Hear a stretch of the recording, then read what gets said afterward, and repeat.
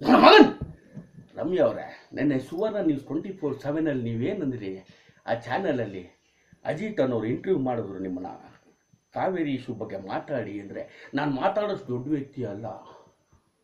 ಆಮೇಲೆ ನಾನು ಏನು ಮಾಡೋಕ್ಕಾಗಲ್ಲ, ನಾನು ಇವಾಗ MP ಅಲ್ಲ.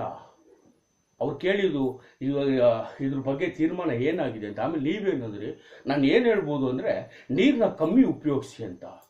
ಅದಕ್ಕೆ ನೀವೇ ಬೇಕಾ ಹೇಳೋಕ್ಕೆ? ನೀವು ಒಂದು ಮಾತು, ನಾನು ಕನ್ನಡಿಗರ ಪರವಾಗಿದ್ದೀನಿ, ಕಾವೇರಿ ಪರವಾಗಿದ್ದೀನಿ, ಮಂಡ್ಯ ಪರವಾಗಿದ್ದೀನಿ, ಜನರು ಪರವಾಗಿದ್ದೀನಿ. ನಾನು ಜನರು ಪರವಾಗಿರ್ತೀನಿ, ಯಾವ ಸರ್ಕಾರದ ಪರವಾಗಲ್ಲ, ಜನರು ಪರವಾಗಿರ್ತೀನಿ ಅಂದರೆ ಖುಷಿ ಪಡ್ತಿದ್ದೆ. ನೀವು ಹೆಂಗಂದ್ರೆ ನೀರು ಕಮ್ಮಿ ಉಪಯೋಗಿಸಿ. ಆದರೆ ಯಾಕೆ ನೀವು ಹೇಳಿಲ್ಲ ನಾವು ತಮಿಳ್ನಾಡು ವಿರೋಧವಾಗಿದ್ದೀರಿ, ಅಥವಾ ತಮಿಳ್ನಾಡು ಗೌರ್ಮೆಂಟ್ ವಿರೋಧವಾಗಿದ್ದೀರಿ, ಅಥವಾ ನಾವು ನೀರು ಬಿಡೋಕ್ಕೆ ಕಾರಣ ಆಗಿರೋ ಸರ್ಕಾರ ವಿರೋಧವಾಗಿದ್ದೀರಿ? ಯಾಕೆ ನಿಮ್ಮ ಪಕ್ಷ ಅಂತನಾ? ಇಲ್ಲಿ ಪಕ್ಷ ಬರ್ಕೊಡ್ದು, ಅರ್ಥ ಆಯ್ತಾ? ಇವತ್ತು ನಿಮ್ಮ ಪಕ್ಷದ ಬಗ್ಗೆ ನಾನು ಮಾತಾಡ್ತಿಲ್ಲ. ಒಂದು ಹೇಳ್ತೀನಿ, ಇಲ್ಲಿ ವ್ಯಕ್ತಿಗಳು ಬರಬೇಕು. ನಿಮ್ಮನ್ನ ಗೆಲ್ಸಿದ್ರಲ್ಲ ಅವರು ಇವತ್ತು ಅಳ್ತಾ ಇದ್ದಾರೆ, ರಕ್ತ ಸುರಿಸ್ತಾ ಇದ್ದಾರೆ, ಸಾಯ್ತಾ ಇದ್ದಾರೆ. ನೀವೇನ್ರಿ ಮಾಡ್ತಿದ್ದೀರಾ?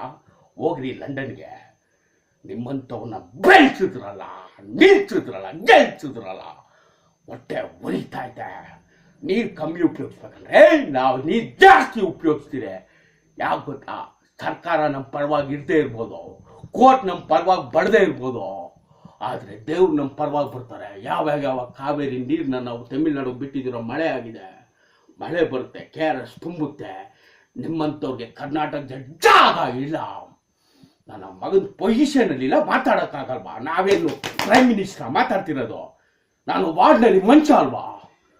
ಮಂಡ್ಯ ಅಣ್ಣ ತಿಂದಿದ್ದೀರಲ್ವಾ? ಪೊಸಿಷನ್ ಬೇಕಾ ನಿಮಗೆ ಮಾತಾಡೋಕ್ಕೆ?